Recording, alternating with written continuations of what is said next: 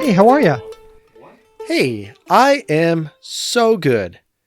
Oh my goodness. Nice. Yeah, my daughter graduated high school this weekend, and all of our family and friends came and celebrated her, and the sun is shining, the school is out for the year, and it just feels like we have arrived. We have arrived at the part of the year Ooh. where we can kind of rest a little.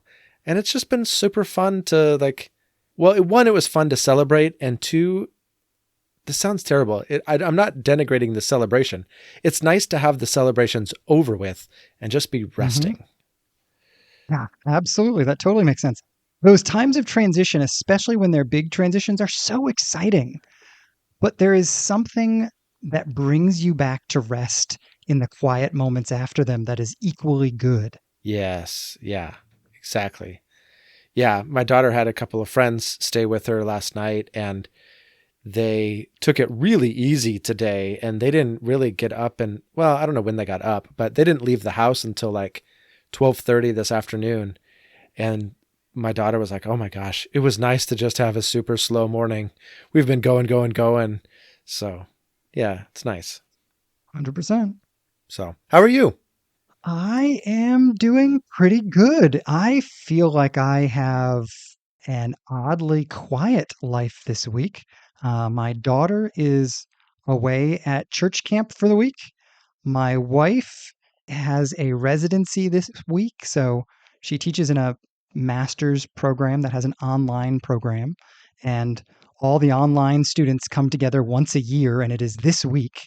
And so her days are like 7 a.m. to 10 p.m. much of this week. So she's still Wow. home, but I'm barely going to see her. And so I just feel like I have a giant list of things I want to do to try to catch up on a host of different projects and things that I want to get done. And I'm hoping I get them all done by the time the week is over. So I think that's good. I think I'm hopeful. Let's say that I'm hopeful. Yeah. Okay. All right. Monday, as we record today, it is Monday, and Mondays are a good time to be hopeful for your checklist. Mm. Yeah, I read a post from somebody this week that said they hated Mondays. And I am not in that space at the moment. I like Mondays, though I often feel overwhelmed on Mondays. I've got too many things to do and they haven't all settled into spots in the week yet today. Hmm. So, but you didn't call about scheduling. So what's on your mind? Yeah. So I texted you earlier on about an amazing quote from a book that we're both reading. So this should be fun since we've done all the prep needed to have this conversation. But this is our book, Reversed Thunder, Eugene Peterson's book on Revelation that we are reading for our Revelation series that will come out in October. So this quote isn't particularly about Revelation. This is much more about John, the author, and who Peterson says he is. And he kind of says he's kind of three persons all in one: theologian, poet, and pastor. And the way he articulates this in this quote is just amazing. And it hits on a lot of the themes that we deeply care about on this podcast. And so I'd love to just read this quote and then just stew in it for a while and kick it around, talk about what it all means, maybe even dig up some of the other quotes that Peterson has in this chapter about who St. John was and these three offices of poet, theologian, and pastor. I just think the whole thing is amazing. That's great. Yeah, I thought this was a fascinating quote. And to put it in context just a little bit before you read it, he starts this first chapter off, like you said, as an introduction to who is John and why is he writing this, trying to understand why do we have this weird book, right? Yeah. Um, the book of Revelation is very different. So, what is it about John and his context that led him to write this kind of book instead of like the letters like Paul wrote, or kind of a sermonish kind of thing like the author of Hebrews wrote, or whatever. He could have written a host of different things, but instead he writes this book that has all of these incredible images and this really intense metaphors, and it's gripping and engaging, and it captures your heart and your imagination. And so why? And Hmm. it's this intersection of these three, what you called offices, which is, I think, the perfect word for this, that sets us up to understand why John would write this book.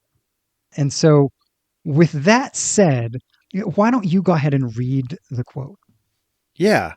So it's, I don't know, 5 or 6 lines here. So here it is. A theologian takes God seriously as subject and not as object, and makes it a life's work to think and talk of God in order to develop knowledge and understanding of God in his being and work. A poet takes words seriously as images that connect the visible and the invisible, and becomes custodian of their skillful and accurate usage. A pastor takes actual persons seriously as children of God and faithfully listens to and speaks with them in the conviction that their life of faith in God is the centrality to which all else is peripheral. Wow. Mm. Peterson is both eloquent and very wordy. Yes. I will make sure that either the day this comes out or the day after, this quote gets posted on our social media accounts and gets pinned to the top of the account so that if you're coming back and looking at this later, you have access to the quote. That would be Because great. it's such, I get 6 words in before I'm like, okay, let's stop and talk about that. Yes. Yes. Which is kind of why I wanted to actually have this conversation. I'm like, there's so much to unpack here. So before we kind of, I don't know, not necessarily line by line, but maybe at least office by office, talk about this, what strikes you from this quote? Well, the thing that I think is the most interesting for me, if we're going to go that direction, if we're going to go the office by office route, I think the thing as a preface that becomes very important is the rhythmic use of the phrase takes seriously, Yes. right? A theologian takes fill in the blank seriously, a poet takes fill in the blank seriously, and a pastor takes fill in the blank seriously. This is striking to me because I think it is worth recognizing that our fulfillment of certain roles is not in so much what we do as what we take seriously. Hmm. Yeah, I would agree with that. You know, as someone who my job was pastor, right? Like that was my job for 20 years. It's easy to think of pastor in terms of business language like KPIs, key performance indicators, and measurable outcomes in terms of behaviors and doing.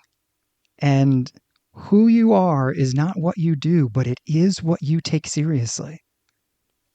Well, let's start there. Maybe we'll go in reverse order here. Eugene Peterson says, what does a pastor take seriously? He takes actual persons seriously as children of God and faithfully listens to and speaks with them in the conviction that their life of faith in God is the centrality to which all else is peripheral.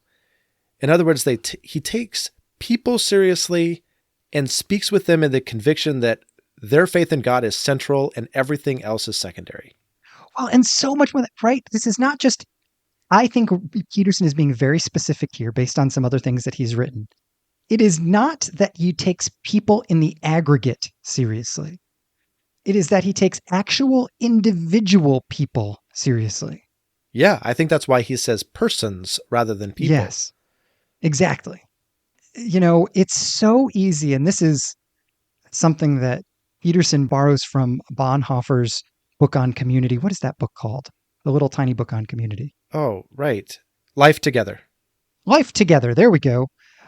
Bonhoeffer is the first place I encountered this thought, and I'm guessing so did Peterson, that one of the great dangers in the faith is that we are going to love the concept of people, but actual people with their annoying foibles and frustrating habits, their silly anxieties and foolish hangups and immaturities and all. It's so much harder to love regular, ordinary, everyday people than it is to love the concept of people.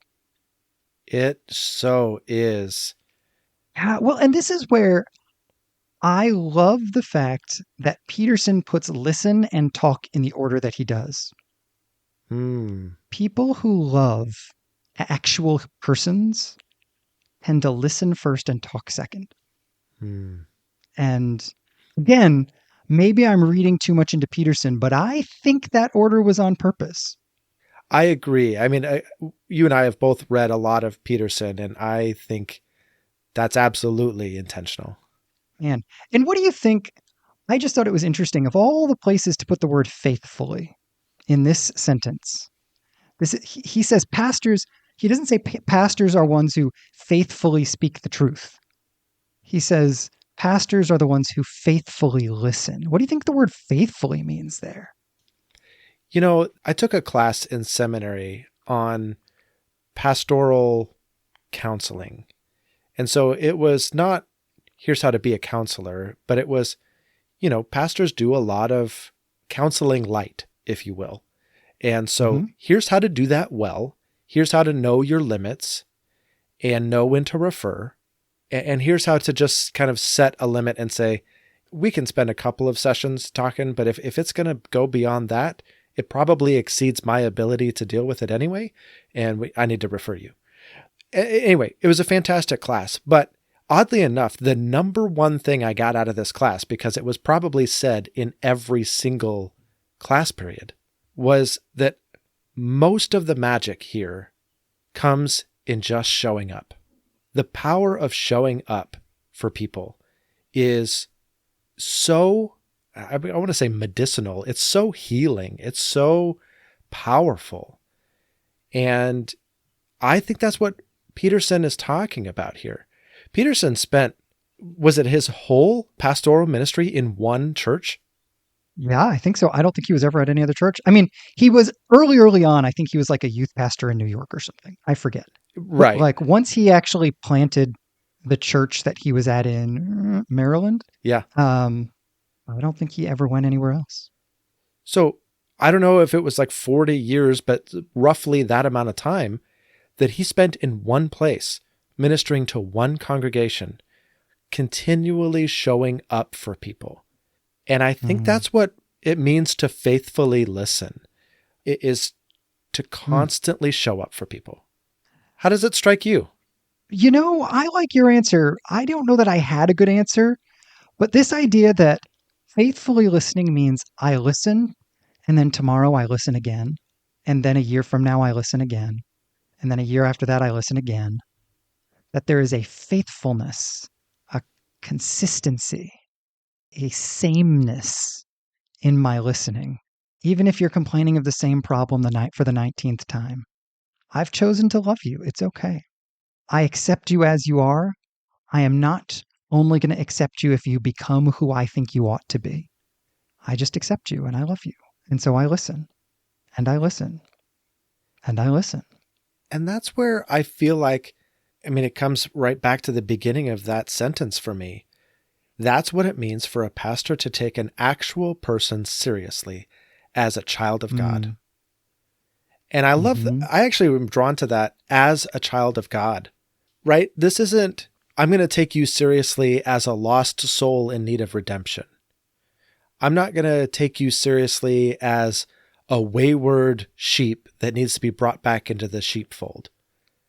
I'm going to take you seriously as a child of God. There is dignity, there is honor that is starting at a place of acceptance and familiarity. We start as family. mm-hmm. We're both children of God. And then from that point forward, I can listen to you. I can respect you, even if you've got 1,000 warts. I really appreciate Absolutely. the idea that he's taking a person seriously as a child of God. Well, and it puts bumpers up on the pastoral role, right? Being pastor does not mean I'm your father. So I should not be adopting a fatherly tone. I should not be telling you what to do as if I were your dad. I have some authority. On no level would I ever want to limit that. We've talked about that in several previous episodes. But I'm always recognizing you're a child of God. Yeah. So, how do you see this pastor role being differentiated by Peterson from the theologian role? Ooh. Because even sometimes my own definition of a pastor would kind of bleed into this theologian idea. Because he says a theologian takes God seriously. Well, doesn't a pastor do that? So, what's the difference here? A theologian takes God seriously as subject and not as object, and makes it a life's work to think and talk about God in order to develop knowledge and understanding of God in his being and work. What do you make of that? Yeah, as you're reading that, the image that comes to my mind that kind of encompasses all three of these roles is that on the one hand, and this comes out of the idea of being a priest or a bridge builder.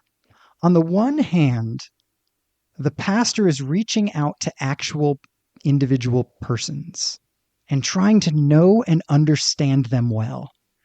And on the other hand, the pastor or this individual is reaching out to God, trying to know and understand him well. And standing in the middle, this person is a theologian on the one hand and a pastor on the other hand. And it's in the act of being a poet that he brings them together through his own intentional communication. Oh, man, that is an awesome image. Dang. All right, I'm going to let you do the rest of the episode. I got nothing else to say. I can't top that. Yeah, right? Uh, well, and No, but does that make sense? it totally does.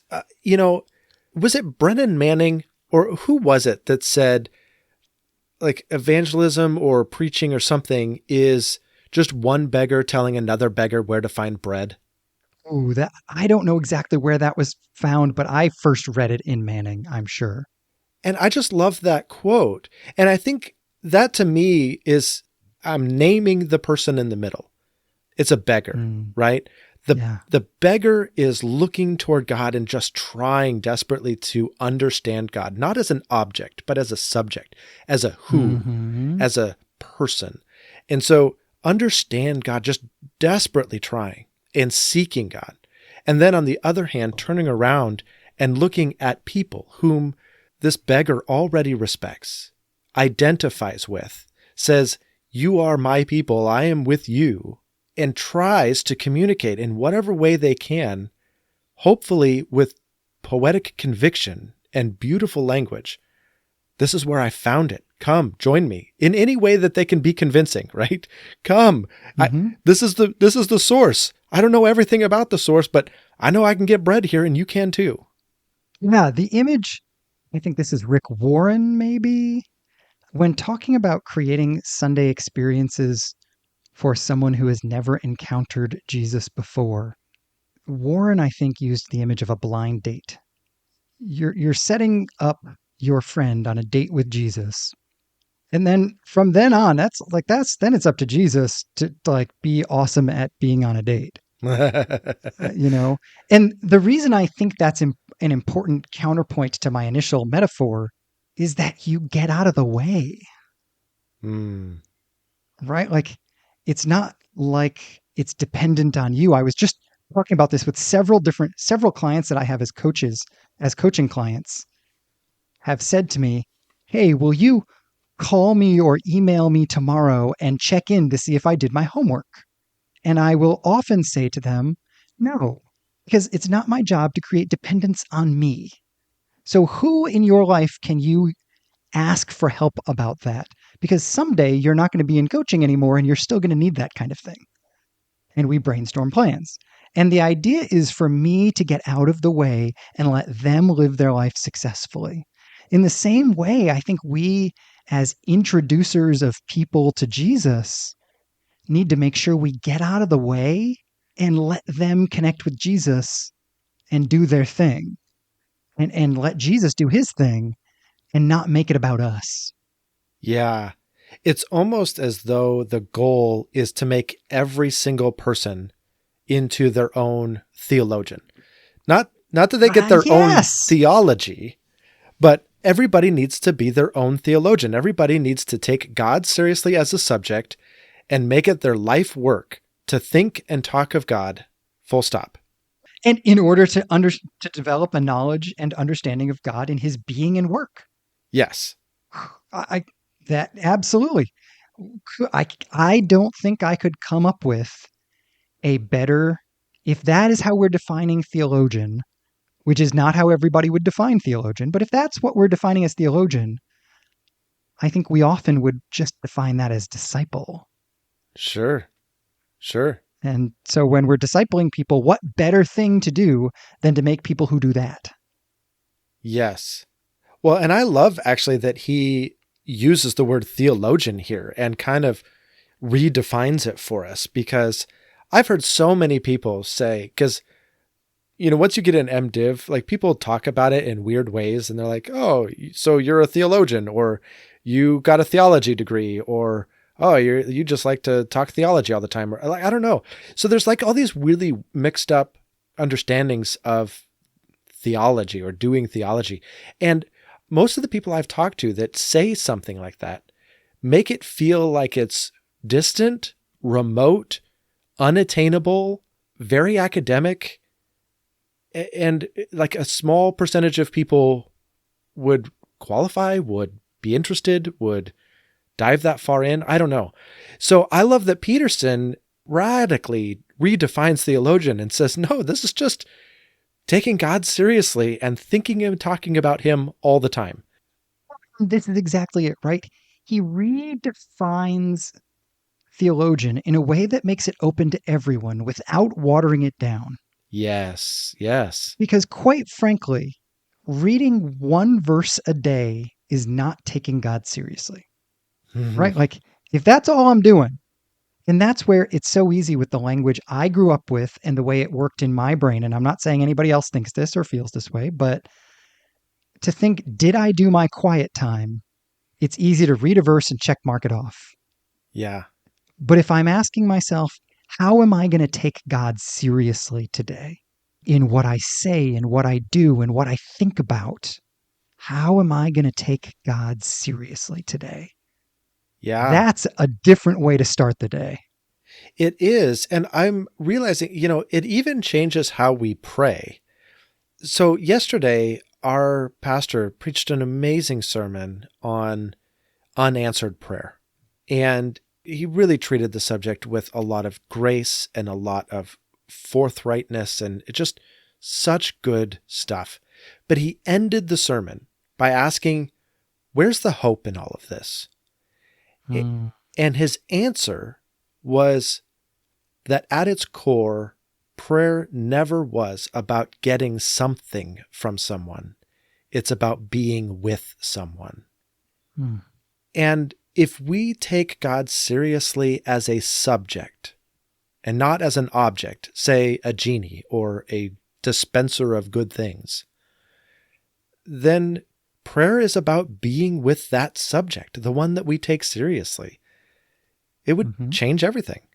Well, and this is where I think we are led beautifully into this idea of the beggar as poet, to say that the person in the middle there is the beggar. Yeah. But the role of poetry, this idea of taking God seriously on the one hand and other individual persons seriously on the other hand. One of the things that modern poetry does is, if you ever read, I'm in the middle of working my way through T.S. Eliot's Four Quartets. I've mentioned that a couple of times. It's an incredibly dense and difficult poem. And one of the reasons why correlates to one of the problems we often run into, I think, in Christianity in general. And that is that in our Christian verbiage, words often begin to lose their meaning by overuse, right? Disciple, Christian, saved. Hmm. And what Eliot is trying to do, what Eliot's argument is that it's not just Christian words that happens to, it's all words. All of our words become trite with overuse.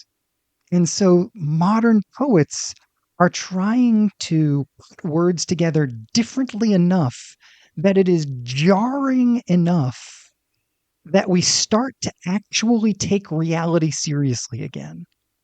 Hmm. And there is something really powerful on the one hand, trying to take individual people seriously, and on the other hand, trying to take God seriously, that I think forces us, if we want to do that, in every generation to find new words and language as we almost rediscover for ourselves these truths. Yes, that's so true. I think analogies break down at some point, right?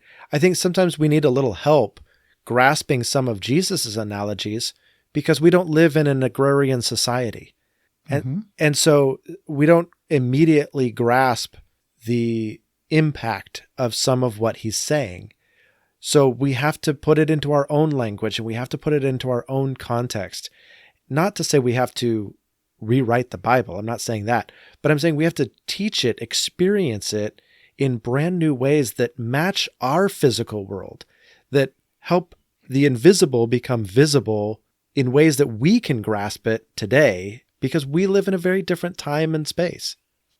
Absolutely. Which requires, I think, a lot of patience for those of us who have gone through this process with those who are going through it now, right? Like, I can recall a moment where I had serious, very open questions about whether or not I believed in the Trinity as it was constituted theologically in evangelicalism.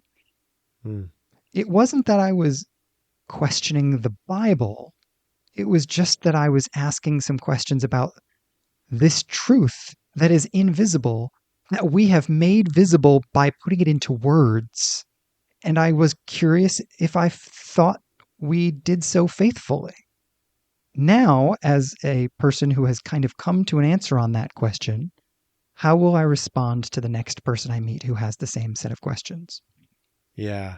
And are we allowed to have creative freedom in how we try to express the Bible's invisible truths? Like, there's something stuffy about an orthodoxy that says you have to say it the right way every time. And if you get it wrong, you're in trouble. And yet, the poetry of what Peterson is engaging with here seems to invite a creativity that might actually make some mistakes and then have to recorrect halfway through. Yeah. I actually, as I'm thinking about all this and how to communicate in ways that are moving and beautiful and Hmm. accurate and that resonate with current contemporary society, I feel like that is the essence of preaching. Hmm. So much of preaching, once you've done all of your homework about the text and you know what the text is saying, then it's finding the poetic wording to be able to communicate this, the stories that help illustrate it, the song lyrics that help communicate it, the existing poems that help give you metaphors and language, whatever it is that you need in order to communicate this truth. Honestly, I find it to be the most challenging part of preaching. Hmm. And it's so unique to the individual. It's one of the things I love. Like, I'm thinking about the pastor at the church my daughter goes to is this incredibly boisterous, outgoing, silly, delightful, really godly leader. And his sermons flow out of that personhood. Mm, yeah. The pastor at the church where I go to is a reserved, scholarly, deep, and profound thinker. And his sermons are just as excellent, but completely different Hmm. because art flows out of the individual's being. Yeah. I also am thinking about all of the different worship songs and the styles of worship music that we have, all the way from the great hymns of previous generations to the many different types of praise and worship music we have. And obviously, there's creative artistry going into all of that.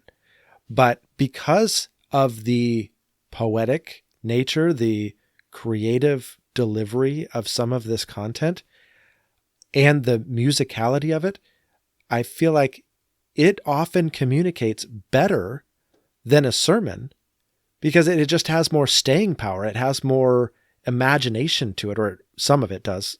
Let's be frank, some of these worship songs are wildly unimaginative.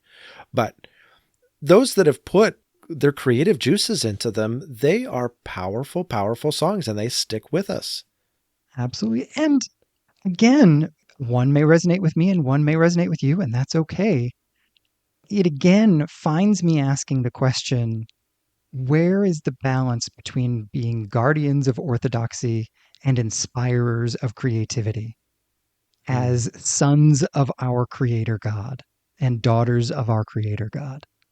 Hmm. That's a fun challenge to hold.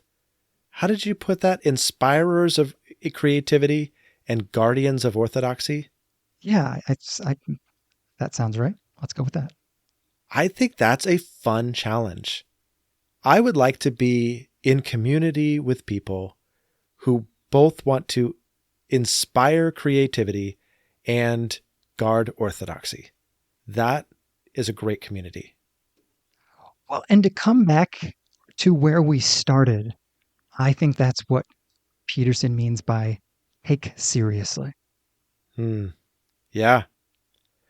Well, I would love to just turn to the audience and say, what have you resonated with in this conversation? Do you find yourself wanting to lean into becoming a better poet, a better theologian, a better pastor? Not the title of pastor in your local church, but a pastor that takes people seriously and listens to them. Where do you want to grow? What stands out to you, and how can you take those next steps? And I'd encourage you to take this episode, share it with a friend, and have your own conversation about pastor, theologian, and poet. Mm, yeah, absolutely. And practice being all three yourself. In what ways, based on what we're talking about here, are you a theologian? In what ways are you a poet? In what ways are you a pastor? It's not going to look the same for all of us. And the fact that Peterson is describing these as ways of understanding John, the author of Revelation, doesn't mean everybody should be these things. However, I think that there is an open invitation that broadens what it means to be a disciple of Jesus, to think about how these things intersect with each of our experiences of following Jesus. So good. Mm. Well, speaking of poetry, we get to move to our Summer in the Psalms series and pick up in our next reading section and find out, what have you been thinking about with the Psalms? Okay, I think this is from this week's section, but I just have to bring this up because I thought it was fascinating. Okay. This is from Psalm 48, verse 9. And again, since we've talked about Peterson the entire episode, I'm just going to pick a thought that is a way that Peterson translates in the Message that blew my mind. Okay. And this is a very important concept in the Psalms, which is the covenant faithfulness of God. Right? This idea that translators constantly have difficulty knowing exactly what to say. Yes.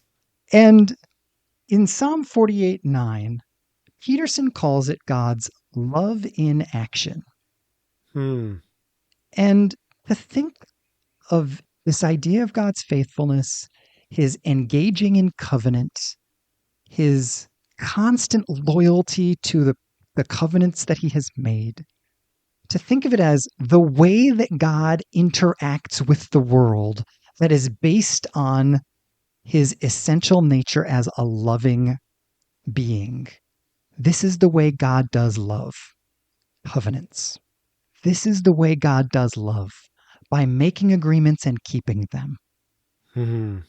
I just thought there was so much wealth in trying to capture that idea in this phrase that, again, like I was talking about Eliot, forces us to shake off kind of our trite assumption that we know what these words are about. I was just so grateful for it. It makes me wonder if we move over to Psalm 136, does he say his love in action endures forever? Oh, I don't know, but we can get there eventually. 136. Okay. It says his love never quits. Okay. I don't know if I like that as much, but okay. Yeah, I don't know that I do either, but I certainly loved this idea of covenant as love in action. Yeah. And I just, whew. What about you? What struck you as you were reading the Psalms this week? You know, I was fully prepared to come into this episode and say, I don't have any thoughts. And I don't know if this is actually a thought or just an excuse as to why I don't have any thoughts. But as I've been reading the Psalms lately, so many of them, and this is true all throughout the Psalter, so many of them have dealt with, I got enemies on all sides, God, you got to help me. And wow, God, you came through for me. You saved my life. And yay. And I'm just struggling to connect with the Psalms with that concept. I don't know. Like, David was one harassed dude. Like, I've never met anybody that feels like he's got enemies all around him all the time, and that they're trying to lay in wait for him. They're trying to trick him. They're sneering at him. They're jeering at him. They think, anything we can do to get this guy. Like, it's very, very descriptive. And I'm going, this is not my life. Like, I've dealt with some nasty people, but then I'm like, move on, and I don't engage with those nasty people anymore. This just seems to be a whole battle that is fought over and over and over in the Psalms. And I don't relate to it one drop. And so I'm like, I have no thoughts. I don't know what I'm supposed to think from all of this. That's fair. If we could enlist the aid of our audience, if as many of them as possible could make a long-term commitment to sending you hate mail, I think that would help. I thought this was going to be like, hey, help Josh from Oregon out. Tell him how he should understand these Psalms. And instead, you're like completely the opposite direction. Just send him hate mail. He'll figure it out. Well, I'm just trying to help you have enemies. I'm a helpful friend. I think there was a psalm about like, I could handle it if it was my enemies, but like, you, my good friend, you betrayed me. And now I don't know what to do. I'm not going to send you hate mail. They're going to send you hate mail. Oh, don't get out of it. I am going to support you in the pain that you experience when they send you hate mail. That's like hiring a hitman and then doing chest compressions when they kill you. Fair point. Fair point. Okay. Well, if you were already going to send him hate mail, do that. But if you were going to do it because of me, maybe I need to back off and say, please don't do that. But seriously, I do get where you're coming from.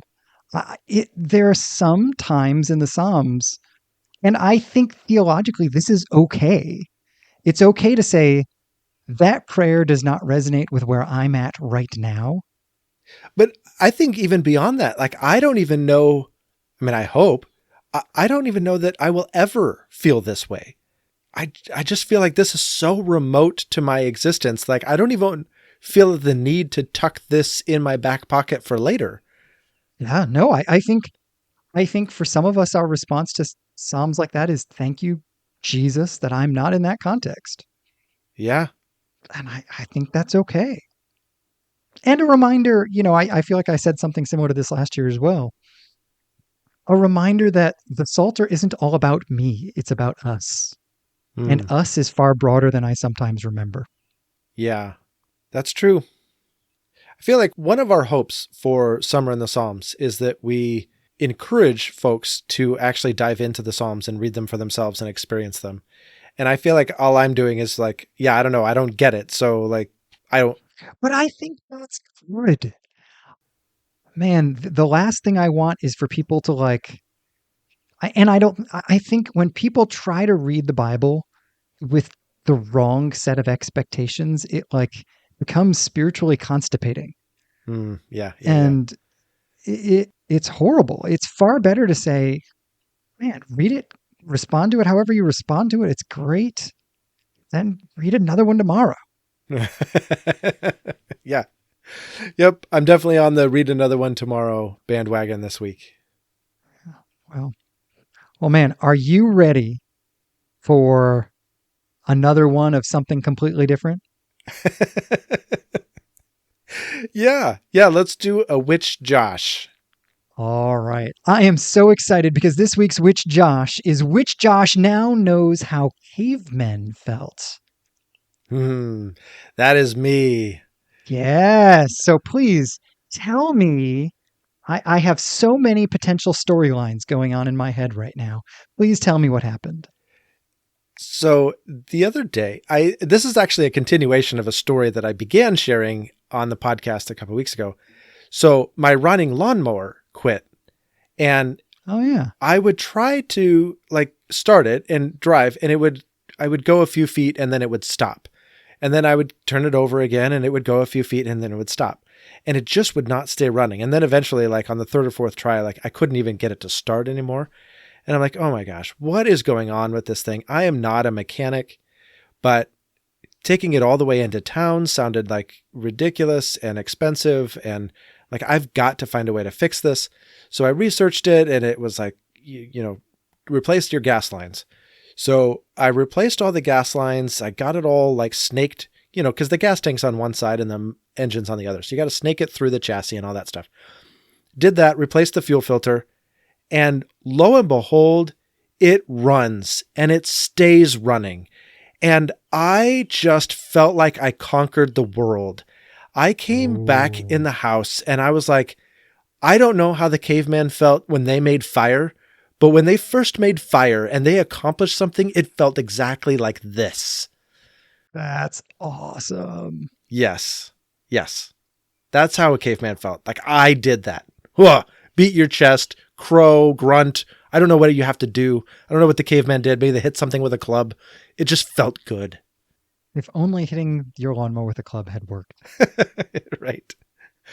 But, well, man, congratulations. I know that feeling whenever I am not good with mechanical things of any kind. And so whenever I successfully accomplish anything in that sphere, I feel that exact same way. I'm like, hey, look, I'm the awesomest person in the world. Yes. Yes, because I exactly. plunged my toilet or whatever stupid little thing I've done. Yeah. You had so much anxiety going into it because you're like, oh, I'm totally ill-equipped for this. Yes, exactly. Yeah. All right. Well, we're at least equipped to chat at each other once a week. So should we do that again? Let's do it next week. I can't wait. All right. Talk to you later. All right. I'll talk to you later. Bye. Bye.